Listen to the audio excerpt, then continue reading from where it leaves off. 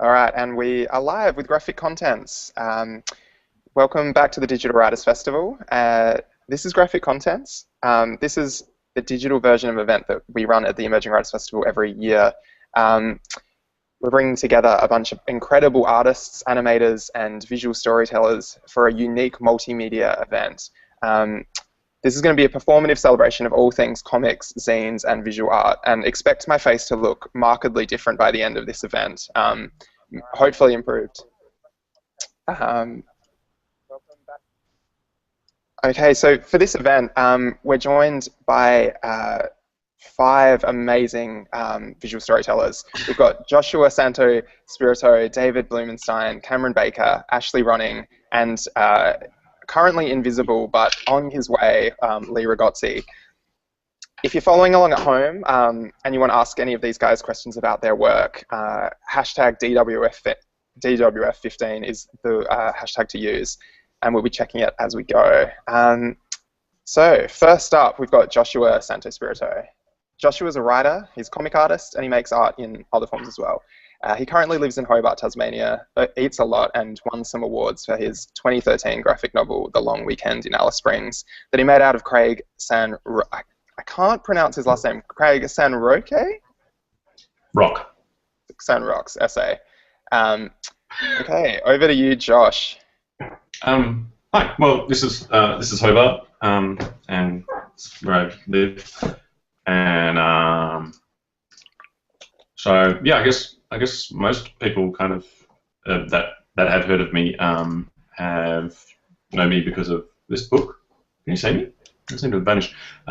Which is that graphic novel, which I did a couple of years ago, of The Long Weekend in Alice Springs. But I do lots of things. I'm also a nurse, so I spend a lot of my time kind of doing quite a variety of things, and also a musician and stuff like that. But what I thought I might talk today about was community building, because I'm kind of into arrived here in Tasmania about 6 years ago from Alice Springs, and Alice Springs is a very dynamic place, and I really wanted to kind of get to know other artists, and so but I couldn't find many. Wasn't too many zines here. There was a bit, and there certainly wasn't comics. No one was totally into comics. I mean, there was some people doing stuff in zines, but so I thought I'd just start a few sort of ongoing projects, and as I met people who I thought might make good comics, I thought I'd just ask them. So about a year and a half ago, I started this Down There comic series, and I did the first one, which just to kind of get the ball rolling, and this is the first one, which is called Sleuth. There's Something Rotten on the Apple Aisle, and it's about I think it was a 30-page kind of comic in my little Sleuth series of comics. I don't know if this medium's really great for looking at things on the screen, but I made it as cheaply as possible, but on kind of nice paper stock. And the idea is to make kind of a series that people might want to collect, but they're just comic books, so they're a little bit ephemeral, but black and white, because I wasn't actually sure if people down here would buy comics. So I printed like 200 copies of each, and then I asked Tricky Walsh to do it, because I knew she did comics. I'd seen some years ago, before I'd even moved to Tassie, and she just went, "Oh yeah, sure." And she's like an interstellar artist, and she's prolific. And I wish you could see cross-hatching on this, because she's just insane. I just can't find the camera, but the level of detail that she goes into is slightly ridiculous. Anyway, so she's done this. It's called Hoppers, and this is the first one called The Manias, and it's sort of a sci-fi thing about the oceans growing bigger, and there's a train which goes around the world. I think there was a movie just recently which actually stole her idea, but train just goes right around the planet, and lots of mysterious things happen. She just recently did the second, and initially she told me it was going to be 24 issues. She was doing like 1 issue a year. She's about 40 years old, so that means she'll be almost retirement age by the time she finished. She recently told me that after she finished this one, that she managed to have cut down the kind of the scripting idea to about 16, which I think is a better number, a little less intense. But this is issue 2. Issue 1 had all these amazing questions. Issue 2 answered none of them, so she's a bit of a tease. Also, back in December, I got Tom O'Hearn, who is an amazing artist, just really great, and anything he ever does, everyone just sort of gravitates to. And he did this one, which is called Blood and Bone, and it's pretty much set in Hobart, and it's when he was young or living in Hobart. It's got a very bombastic style, which pretty much everyone who reads it kind of loves. And this one's one of the funnest comics I've read in a long time. So I was quite chuffed that both Tricky and Tom wanted to do it. And I've got about, I don't know, I think it's about 6 other people, different people, who are interested in making comics. So I've kind of got them lined up, but they're not, there's no timelines. But that's been really, really fun. So we've had kind of launches at the local Hobart bookshop. And I was actually just tonight at a monthly drink and draw session with the local pub, and someone said, Josh, I read Tricky's comic. It's pretty good. I reckon I could do a better one. So if other people want to try and make good comics in Hobart, that's good. But that was sort of one project which I've sort of, if 6 other people actually manage to finish 30 to 40 page comics, then that's awesome, because I quite enjoy reading longer comics. There is enough sort of short comics in Hobart, I think, but there wasn't anyone actually making longer ones, so that was cool. The other thing I just decided to do, which is slightly crazy, was to start a festival. So I started one here in Hobart, had its first year in June, and I called it Her Majesty's Favourite Really Great Graphical Festival.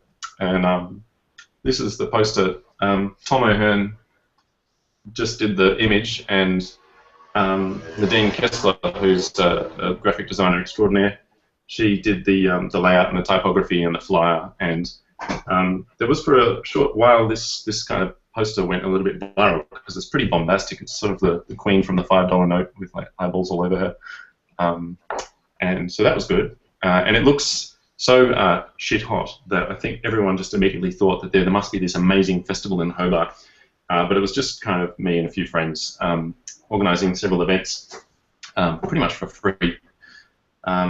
We also printed this on a Rizzo machine in the university down here. And there's not actually, I don't know of many Rizzos other than perhaps ones that sit in the back of printers down here in Hobart. And there's not much of a poster culture here, so we thought it'd be rad to kind of get people excited about it. And also we found the one uni student at the uni who actually kind of knew how to make the Rizzo work, so she was a bit of a gem, and she whips that up in no time. But I think a lot of people have been sort of talking about different printing techniques down here since, I think, I'm not going to take all the credit for that, because I think certainly zines are becoming a bit more noticed down here, but it's a growing thing. And part of that festival we also had a zine fair, which we're going to do it again this year. It's been occupying a lot of my mind in the last few weeks because I've been sending millions of emails to organise the next zine, Her Majesty's Great Graphical, oh my god, I left the word out, Her Majesty's Favourite Really Great Graphical Festival 2015, which is in the lead up to the Queen's birthday weekend, and we've got probably a bigger focus on exhibitions this year, because that was a neater way of having kind of free events which sort of last a bit longer in people's minds. So they're kind of my sort of local kind of community building kind of things. I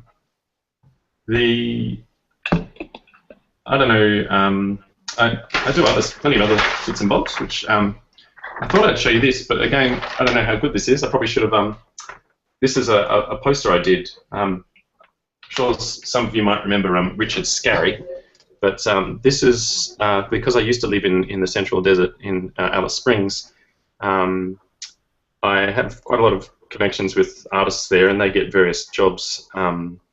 This particular one was a friend of mine who's a graphic designer, got a job with an Aboriginal organisation called the MPY Women's Council, and they had an idea that they wanted to reinvigorate their past language, so with words which are now sort of been forgotten by younger people, but a lot of the older people could still remember certain mental health concepts. They wanted to sort of enhance mental health literacy. So they made a dictionary of all these words which older members of the community could remember, rather than teach them English words which are, in another language, so there's a few extra hurdles to understanding those concepts. So the graphic designer and I kind of came up with a initially we were saying, where's Wally? Kind of like we really wanted a really dense picture, but I didn't have so much time, so I settled for kind of a Richard Scarry density. But each of these little kind of characters, people acting out little, I don't know, there's people crying because there's mental health problems, or they're having some person hearing voices here. It was really fun, and I've had a lot of positive feedback. But the greatest thing I think was that everyone goes up to this poster and spends ages with it, and then has millions of conversations, which is actually kind of what it was designed to do. So it's been one of my favourite, most recent projects. Strangely, I kind of dawned on me early on that I was probably the most qualified person I knew to do this picture, not because I was a good drawer, but because I'm also a mental health nurse. So, and I also used to work out in Aboriginal communities, so I kind of know what they at least look like. So, at least in a central Australian context. So, we're doing a second poster like that, maybe a different colour.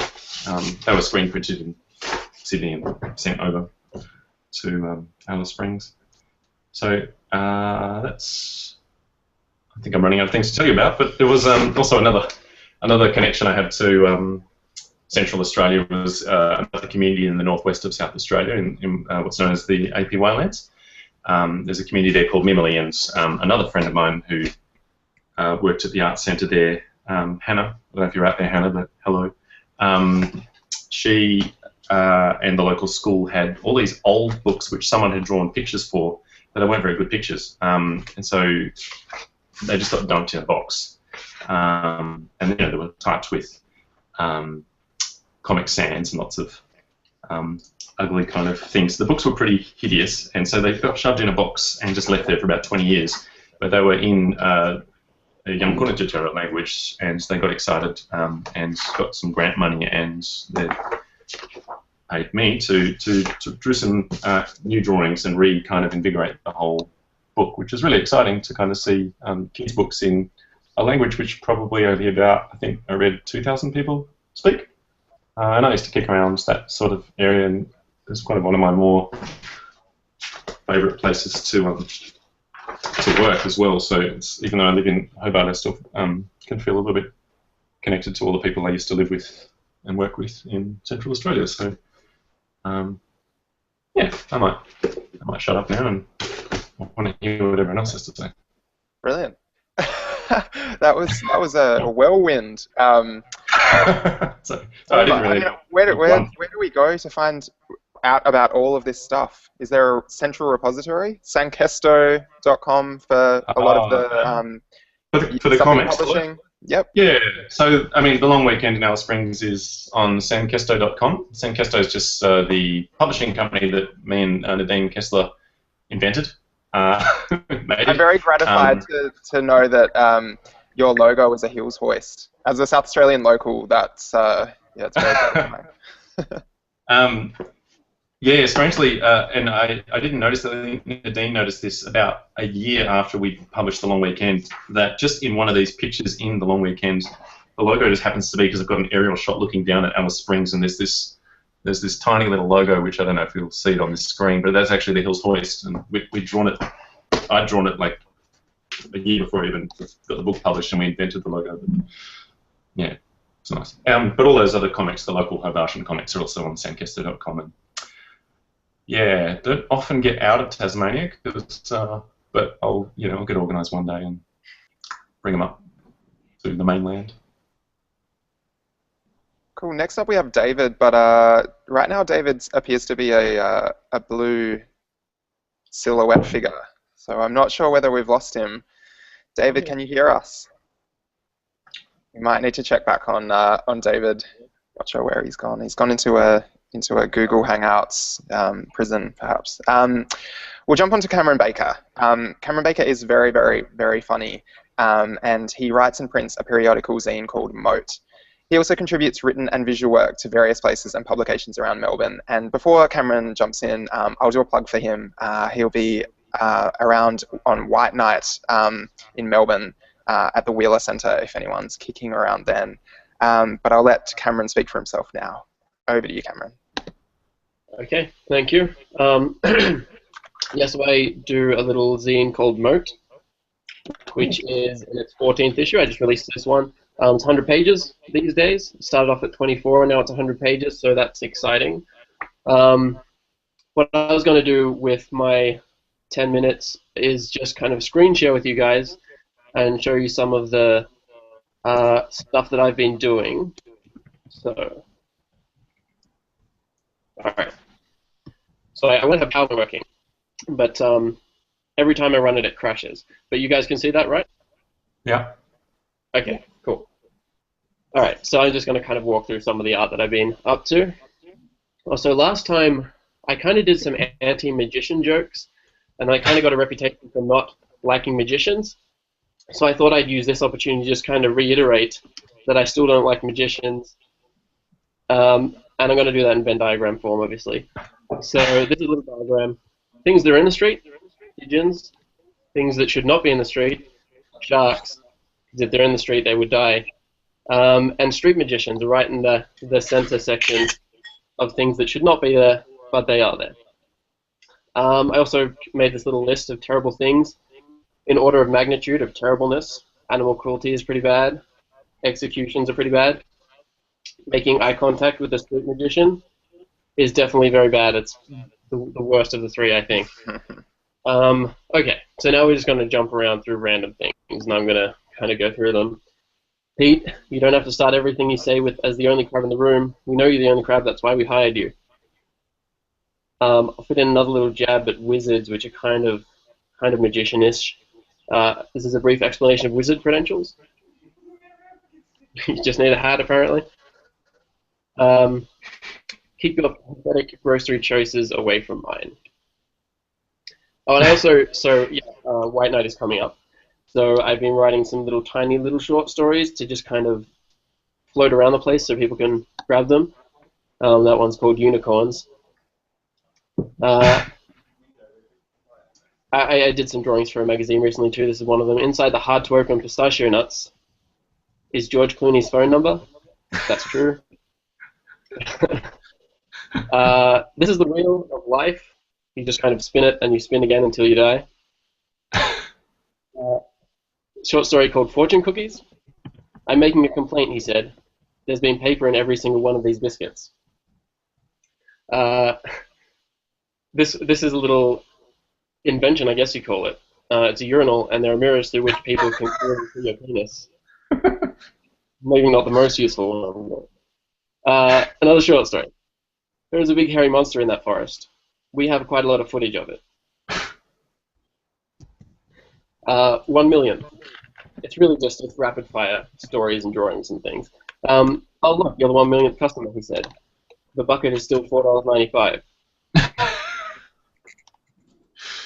Books. Excuse me, can you please show me where the self-help books are? No.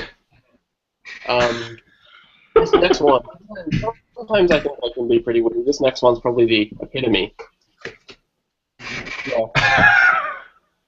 It's subtle, but it's there. I guess this is how I would have tried to get Excalibur out. Returning to fortune cookies.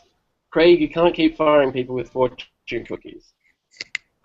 Okay, now I'm going to kind of shift gear to some more recent stuff, and what I've been doing with Moat is what I'm excited about recently when it comes to creating is kind of learning at the same time as creating, and so these are some illustrations from the latest issue where I was kind of looking at architecture, which is something that's always interested me, but I've never actually studied or anything, so I kind of use the opportunity to draw and learn and try to tell stories at the same time. The illustration. So I thought I'd go through some of the things that I learnt while I was making that and that made it into the zine, which is how to destroy a building. There are a couple of different ways to destroy a building. There's a regular way where you like smash them down with big heavy machinery, but what this illustration is the implosions that you see, which are actually explosions. They kind of explode the building, breaks in half, and then it collapses in on itself, and the weight of it destroys itself, and I think that's really cool. And you can also destroy them from the top down, where all the machinery is in the building and it gets dismantled, the top layer, and then all of the dismantled building gets taken down the bottom through the building, down to the bottom and out, and it kind of like eats its way down. And you can also, this is crazy as well, bottom up. I don't know if this is interesting, but this is what I like to create, is these things that really fascinate me. Bottom up is where you take away the bottom, all the walls and everything in the bottom layer, and then you have the steel frame, you cut that away and you replace it with jacks, and then you lower the entire building, like it's kind of lowering back into the ground.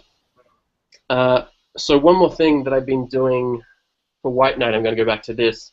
There's this great place called 100-Story Building, where we kind of do workshops and things for kids, and we're doing a space at the city library, and I've been writing this little kids story, little children's story for that, and I'm going to kind of go through, I just finished this today actually, so I'm going to go through the illustrations and kind of read the story to you guys. It's called The Monster and the Sparrow. Okay. There was a monster that lived in the forest. There were times when he became uncontrollably angry for no reason. He ran through the trees, snapping branches as he went. He jumped into the air and threw out his claws. And he accidentally hit a sparrow out of the sky. It fell to the ground like a clump of dirt.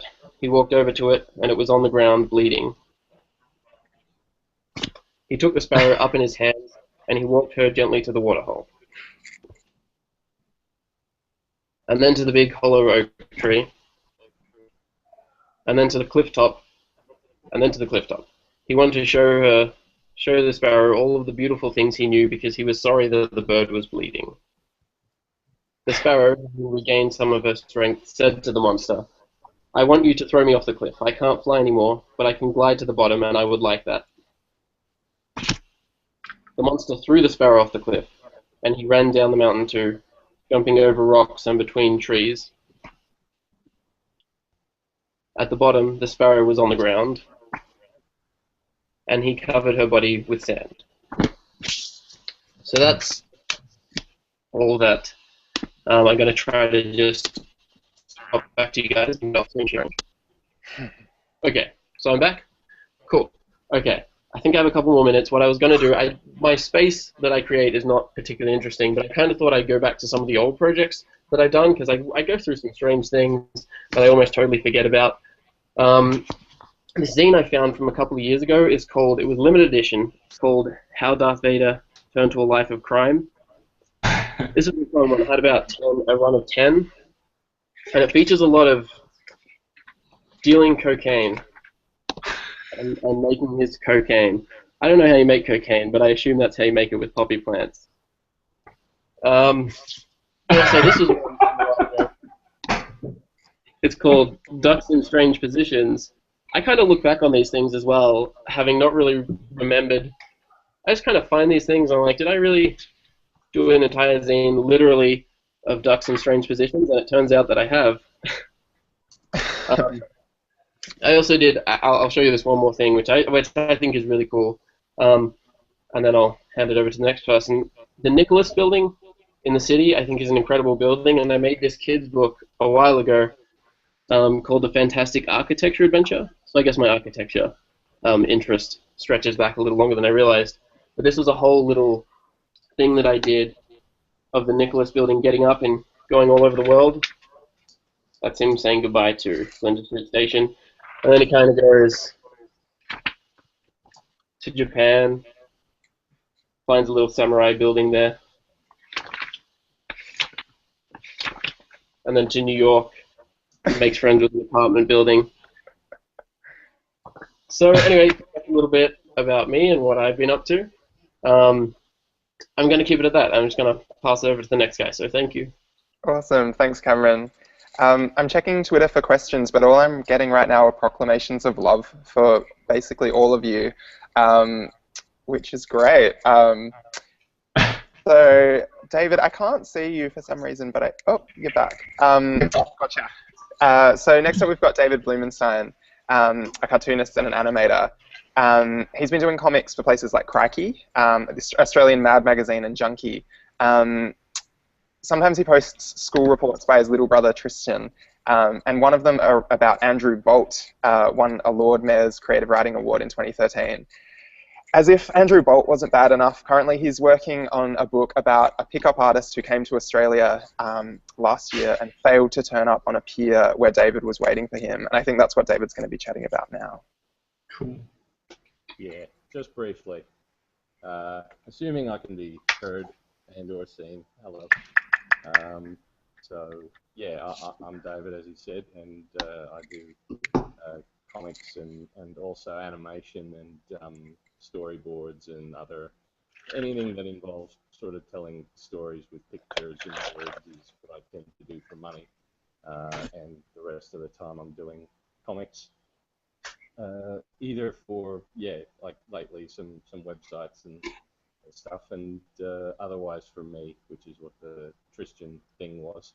That's where I just pretend I'm my little brother and I do one of his school reports on whatever subject is shitting me off the most at that particular time. Other than that, I am working at Squishface Studio, which is where I am right now, and it's an open comic studio, which means that we are in here working much of the time, and people can just kind of come in and have a look at what we're doing, and sometimes we have events where people can sit down and draw, or my wife Sarah is also a cartoonist, and she puts on something called the Ladies Drawing Auxiliary, which is where ladies will get up and have a talk about the cartooning, graphic design, drawing, art that they do. I might try and pick it up the computer, and I can sort of swing it around a little bit, and then you'll see Ben Hutchings. I think he is also here, and this is sort of what the studio looks like. It's just one room. It's one shop front room and a toilet out the back and a bookshelf. And yeah, we just kind of do our work here, whatever our kind of stuff is that we're working on, either for ourselves or for work. Yeah, so that's what we do. And the comic that I'm working on for myself at the moment is about how I signed up to go to a free seminar which was being put on by this fella, Julian Blank, who is some kind of pickup artist tutor from the States. And he came down to Australia last year in November. And a lot of people got real annoyed. And I was kind of like, it's taking place down the street from where I live, and it's free. And I really, really disliked their general, just the whole pickup thing kind of makes me a little bit ill. And I've been making fun of it for a few years. And I thought, well, why don't I go and see what he has to say? And so that's what I tried to do. But unfortunately, what happened is that all of Melbourne said, no, we don't want you here. And they got him kicked out of, I know, and I got him kicked out of his venue. And I'm like, oh, all right, well, I wonder where it's going to happen. And so then I got a message saying, come and meet us down at St Kilda Pier, and then we will take you to the real location. And so I thought, well, this will be interesting. I will go. And then I saw the extreme vitriol that was coming from people. And I kind of, I went on the social media, and I sort of, in the guise again of my fake 15-year-old brother Tristan, I sort of said, is it a good idea to do some of the stuff that you're talking about doing? Because what I'm talking about doing is, let's not just stop this guy, let's stop everyone who's coming to this thing. Let's take photos of everyone who goes along, and we'll post them on the internet and name and shame them. And I was like, yeah, all right. I find it a little creepy, that whole thing, and I just got blasted by a couple of people, which I kind of tried to have a conversation with after that. And, I saw where, I think I know where women are coming from with this stuff, because it kind of sickened me a little bit. But at the same time, I can see why guys would feel the need to go along to a thing like this, and it's unfortunate that this is what is available in our wonderful free marketplace as far as helping guys sort of talk to women. But that's, you know, it's a thing that we have, and it worried me. So I thought, well, maybe I shouldn't go down there. And so I asked my friend Tom, who's something of a gonzo journalist, and said, yeah, go. And I'm like, all right, well, I will go. And so I went down, and I had some interesting conversations, and that's what the comic is about, is just me going down to the thing and sort of meeting some people. So I don't want to show you too many pages, but here's like, that's kind of what I look like in it. I've drawn the characters all very simple and cute. I guess because I thought it would be, you know, easier for people to empathize with any particular person in the comic if I did that. And I met, you know, a lot of dudes who I was like, I don't think I want to be your friend. And I met a couple of people who I was a little bit surprised. Oh, you kind of get that this Julian Blank guy is a little, you know, the stuff that he says online, whether it's part of his training or not, is extremely unpleasant. And they got that. So that was nice. But, yeah, generally it was a bit disturbing. But, you know, so this was my kind of general, you know, experience down there. That this frame is what I call a Pat Grant special, because it's got an isometric view and a bit of water. I can't draw water as well as him, but anyway. Yeah. So that's what I'm doing. I think that's probably enough. It's going to be a book. It's going to be a little book. It's about a 42-page story, 44 pages, and it's being published by Picketeer Press, which is one of the small comics publishers here in Melbourne. They publish Australian and New Zealand comics that are very good. So yeah, that's what I'm doing. Awesome, thanks, David. Next up, we've got Ashley Ronning. Ashley is an illustrator and designer based in Brunswick, Melbourne. She works across a range of mediums, including ink, watercolor, pinata, gouache, and risograph printing. And right now, she appears to be a wholesaler of risograph printers. I'll let Ashley chat about that now. Not intentionally. Hi, my name's Ashley. I'm from Canberra. About me, I think it explains a lot. I moved to Melbourne to study graphic design at Shillington College, and I share a studio in Brunswick with my friend Rita, and together we run Caldera Press Printing and Publishing. Right now I've got an exhibition on at Rooftop Art Space, which is till the 28th, and since this is a writers' festival, I thought I'd talk a little bit about the narrative behind my exhibition. I'll show you a few pieces. It's called Deep Space Houseplant. Here's an example.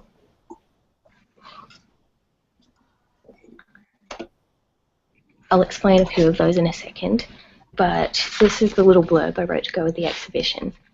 Deep Space Houseplant occurs on an interstellar space station beyond our galaxy. Exact location has been unknown for 3 Earth years. Space station specialized in the effect of gravity upon Earth plant life, and the discovery of plant life on other celestial bodies. Images have been received by the Arecibo radio telescope in Puerto Rico of a seemingly abandoned space station with overgrown experiments and small signs of struggle. It is unknown why the 6 humans on the station have fled, or if something more sinister has occurred. Investigation continues. So I love learning about space and I love learning about plants, and I wanted to combine these two loves into this exhibition. I also had other influences like the films Silent Running, Fantastic Planet, and Holy Mountain, and books like The Forever War. And my peak idea generation probably happened when I was researching about the Mars One mission. I wanted the mystery around the exhibition just to be a subtle link between all the pieces. So I wanted them to look beautiful just on their own, but they also have little clues in them, like upturned plants and broken machinery and technology. And ideally, if someone owns 2 or more pieces, then even just 2 pieces together would. This one, for example,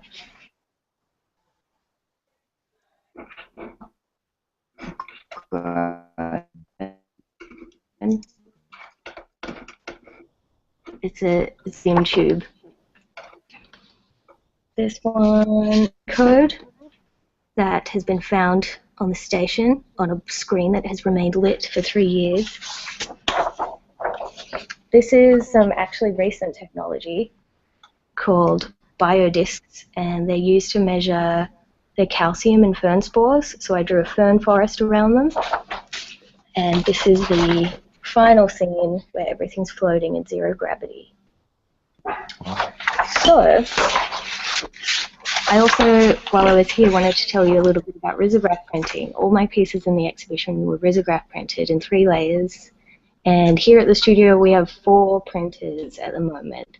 And 2 of them are just because we found this giant Gumtree bulk listing of stuff. And it was so much stuff, and we couldn't say no. But now we've got to find a way to get rid of it and just keep the bits we want. So I'll explain a little bit, but then I'm going to give you a demo on the Rizzo. Like a screen printer inside a photocopier. The original is scanned into the Rizzo scanner bed or sent by computer through cable. And a master is created by a thermal head burning tiny pixel spots into the master sheet. The machine then wraps the master around the ink drum. Ink is forced through the voids in the master. The drum rotates quickly as your paper travels flat through the machine, and your image comes out the other end. And I drew a diagram for that one because that bit's a bit tricky to explain. Can you see that? Or is it backwards? No, it's the right way. Oh, cool. So this is the ink drum, and that rotates as the paper moves through underneath it, and a pressure roller pushes the paper up against the drum. So if you come with me, I'll show you it working on an actual Rizzo. Oh. So there's one of them. Whoop. That's the one we use most. But we've also got these over here and a bunch of print drums and heaps of ink.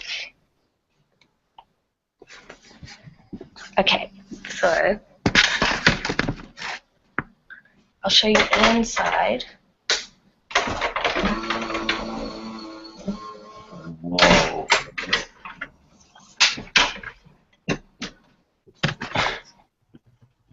Is that easy enough to see? Hold on. Gotta open some more up. So in here is where the thermal head is, and then the master roll sits here, and it gets fed through under the thermal head, and tiny pixel spots are burnt into the master. So then it acts like a stencil for your Rizzo print. Oh.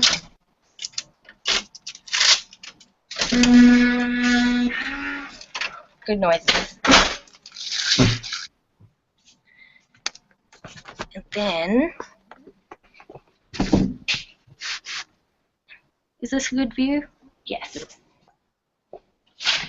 Today I got this note from the studio sync, and I'm going to show you, I'm going to use this as my demo.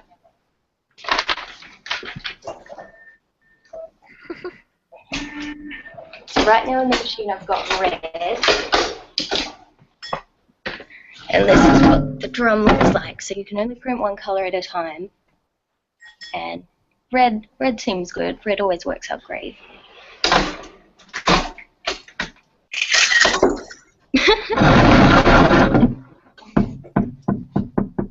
Okay.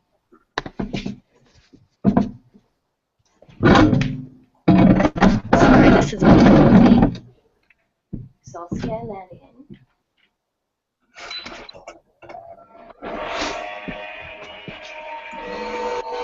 So right now it's scanning,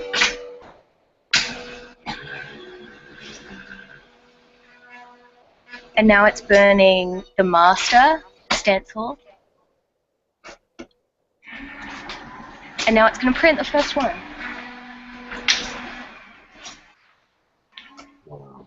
First one always comes out a bit patchy, so we'll just do a few. Oh no! Just a sec.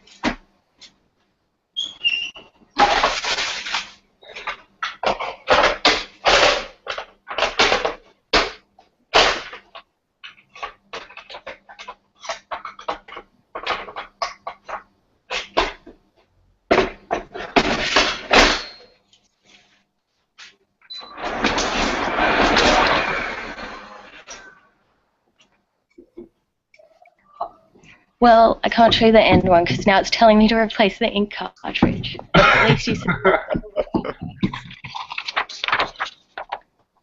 After a few prints, it will come out perfect, I promise. There you go. Any questions about Rizzos? Are they always so temperamental? Yes, they're like a old man. Like a rhetorical question. I read a thing yesterday. Someone described it as a cantankerous old beast, and it always ends up being a collaboration with the artist, the printer, and the machine, because it always does something itself. I feel like that's very much like running all of these video hangouts. It's exactly like the number of things that go wrong. For example, right now you're like a shade of yellow, which is interesting. No, that's just the light. Oh, it's Oh, that's better already. Do it again. Hey, it did work. Any questions about Rizzo specifically while we're on the subject? Have you got any Rizzo materials for sale? Yes. We've got heaps. We've got stuff for the RP Rizzo for sale. Are the RP 3700? And a few. Excellent. Yes. Talk to you later about that. Yeah. I got first dibs, sorry. Good question. This is getting very inside baseball right now. I like it. I feel like you might have sold a few Rizzo printers tonight. So see if you can offload those 4 that you've got. Once they fix them. Yeah. The guy who owned them before had them in a wet old garage, so there's a few bits we've had to replace, but otherwise they're all good. Awesome. If anyone's got any questions on Twitter about Ashley's work or about Rizzo printers, that hashtag again is DWF15, and I'll go through and put them to everyone at the end of the panel. So now we've got Lee Ragozzi, who's jumped in halfway through, so we didn't get to introduce him at the beginning. Lee's a Sydney-based artist and is exhibited at various galleries and regularly self-publishes collections of his comics work. He edited an incredible Australian comics anthology called Blood and Thunder, which is just a beautiful object. And he's currently an active member of the Rizeria Print Collective. He's also currently Projects and Communications Officer at the New South Wales Writers' Centre. So I'll flip over to Lee so he can take you around his space. Hello, everyone. Yes, I'm Lee. Everything that Connor said about me is true.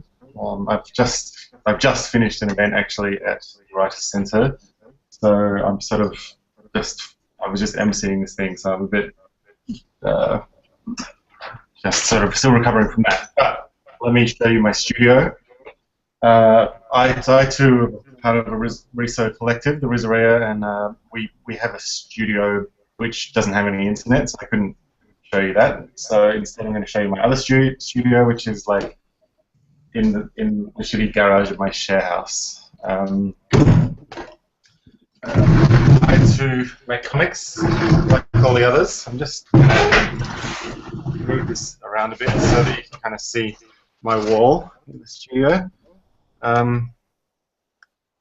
And I haven't had a chance really to tidy anything up, so it is a complete mess. Can you actually hear what I'm saying? Yeah. Yeah. Yeah. Good. So yeah, this is where I make some of my comics. I make comics which are often about myself, stories, depressing stories about getting drunk, having breakups, and so forth. I've got a few examples of recent ones here. I'm imagining that the crowd for this is mostly Melbourne, so you wouldn't necessarily have seen much of my work.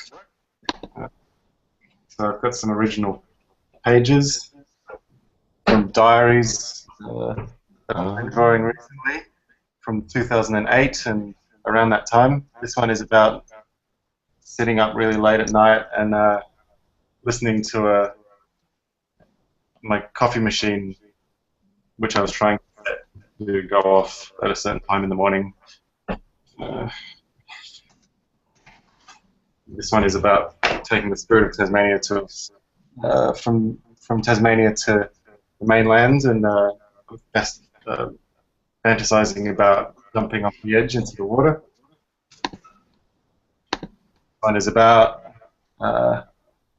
watching an old guy with a plastic bag on the bus and getting a bit depressed about it. So all my comics are pretty much about that, which is kind of lame. But in the background here, you can see some of the other stuff that I've been experimenting with recently. I've been wanting to break out of that format a little bit. So I've been trying some collage comics out. Is the speed okay? Am I breaking up and all that sort of thing? Yes, if you hold it for a couple of seconds, I reckon that's a good way to go. Okay. All right. So these ones in the background are all just images that I've taken out of old Time Life books, cut them up and collaged them, and then the idea is that these sheets of vaguely related imagery and colors will have text, some kind of text and images superimposed over the top of them.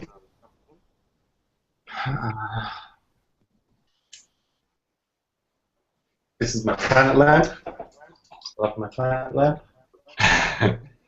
These are my inks.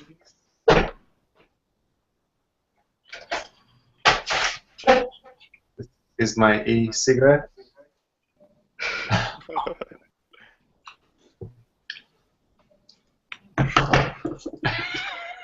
And I'm going to show you my favorite pen.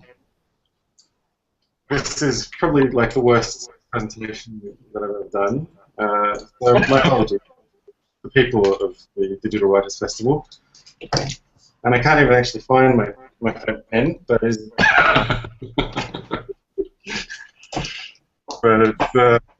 a Hero 220A fountain pen. I highly recommend that you seek it out. It's excellent. Good. Yeah, let's vandalize my face, actually, make it more entertaining here. Oh,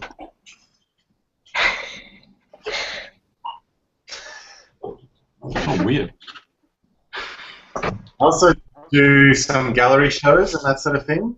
And so recently what I've been interested in is sign painting and using old sign painting manuals like the art show card writing here, and figuring out all the techniques with masking and brush strokes and all of that sort of thing. So I'm sort of working towards a show of this sort of stuff. This is an experiment with masking. This is an experiment from the show card book, Daring Economies on Good Housewares. I like the copy out of these old show cards and old advertising, and I like sort of aphorisms, and I guess that kind of relates to comics in a way, but I don't think that everything needs to relate to comics, and comics are really difficult to draw and really boring, and I haven't actually published a comic in a couple of years now, but I am working on some new stuff. And I'm just going to delete this stuff off my face.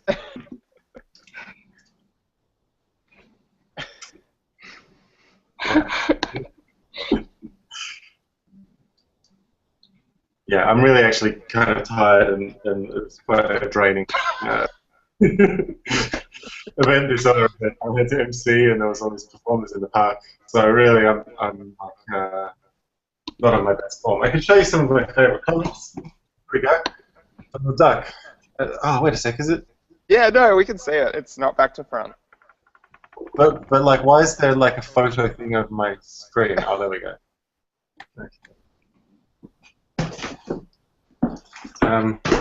This is Four Color Fear. I'm enjoying this. Some old horror comics. And then again, using some of my masking techniques, I recently sort of had a go at doing a sort of maybe Liechtenstein-y thing, or not really, but just doing a bit of a study of some of those old horror comics. Really, you know, in the absence of a concrete project to work on, like an exhibition or a specific graphic novel, I've just been noodling around in the studio for the last couple of years, just getting a bit, trying to find my next project to work on. So, We've got a question for you, Lee, which is from Sarah Firth, which is, what was the name of your favourite fountain pen, and is it permanent? is it permanent? Well, you can fill it up with different types of ink. I like to use the Noodler's bulletproof ink, which is really good. Although you have to wait for it to dry really well before you try and erase stuff behind it, otherwise it smudges. But the pen was Hero 220K, and it's got a really great line. It's nice and fine, and it's got a great flow to it, and quite a supple sort of line. All right, we've got about 5 minutes left. Do we want to barrel through a couple of questions that have come through Twitter? Sure. All right. I'll put this to everyone. Whoever jumps in first can answer. Was there a single formative work, comics, movies, or books, that influenced the types of stories you wanted to tell, or that inspired you?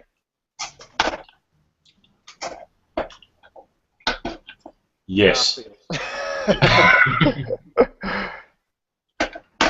All right, Ashley. I suppose Holy Mountain made me think, because yeah, I used to, one of my freelance jobs in the past has been making props, and when I was like the art direction in Holy Mountain is just breathtaking, and the way he tells the story is just so weird. Like, oh, I won't give an example. That's too rude. It might stop people from wanting to watch it, but it's just such a spectacle.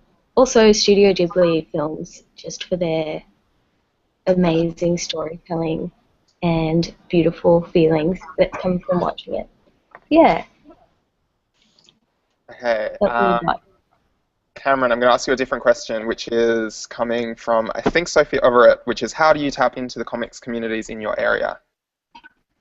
I didn't have a big. I'm a fair way out from the city. I'm about an hour north, so I don't really have a big community. It was always just kind of me and a friend. It was me writing, or it was me and a friend writing. So I used to, if I could get a friend to do it, I would write for 17 hours straight overnight and like most of the day. And we try to write something start to finish. So that was fun. But it wasn't really until I found the Sticky Institute and I found all the zines in Melbourne that I kind of had a place to meet other people. But even then I feel like a lot of us, you have to be able to kind of sit in your room and work for a very long time by yourself anyway. But things like the zine fair as well, that's really cool to meet people there. I'll put a question to Josh now, which is, let's see if I can find it. It's a statement, but I'll phrase it as a question. Many artists tonight seem to be inspired by non-fiction and science fiction. Why do you think that is? Why was the work that you were producing, for example, why is that inspired by non-fiction? I've always read non-fiction, and maybe in response to the earlier question, what piece of work has inspired me? Probably, I don't know if it was a seminal work or like the work that was like first inspired to me, but this is a ginormous brick of a book, but it's actually the life of T.J.H. Strelov, who's like a well-known anthropologist, and it is, I just dig that stuff. I don't know I don't know. I'm not a science fiction person, but non-fiction, I don't know, it's just so rich. In fact, I think it's often far more interesting than fiction. I don't know if I can speak for why other people find it so, but a lot of people buy non-fiction. So I imagine a lot of people are into it. Yeah, understanding the world. Sometimes through the cipher of fiction is interesting, and sometimes just by investigating the world is another way of doing it. Do you think there's something to what David was saying, sort of when you're investigating something that's perhaps fraught, being able to imbue a sense of maybe either cuteness or some kind of whimsy, or having that graphical control allows you to actually almost hold the hand of the reader who might not otherwise be able to approach something if it was sort of a dense non-fiction text? Yeah, I think well, in my case, comics, but also other forms of illustration, somehow has a magical ability to cut through to the heart of matters. Maybe people's defenses are lower when they're looking at graphics, so I think I use the word graphics, but like graphics of any kind somehow is just much more, you can get to the stuff, the darker stuff or the more interesting stuff easier. It's great. I think it's very powerful. David, I've got a very specific question for you, which is, when do you plan for your comic about Julian Blank to come out? Yeah. It's coming out, it should be April through Picketeer Press. Yeah, you can look at nakedfella.com/blog, and that will also tell you, I guess. Brilliant. Before we wrap it up, I might just go through everyone once more, and you guys can just say your Twitter handle or Instagram, just the easiest way for people to check out what you're working on. So I'll loop all the way back to Ashley. Hi, you can find me at ashleyronning.com or at ashleyronning on Instagram and Twitter. Thank you. Awesome. Thanks, thanks, Ashley. Now, Cameron, where can we find you? You can Twitter my Twitter. I don't use it very often. It's finealright. Yeah, that's it. Those two words together. And then I have WordPress as well, which is finealright.wordpress.com. And if you would just want to email me, it's cameronbaker@live.com.au. Cool. And Josh, where can we find you?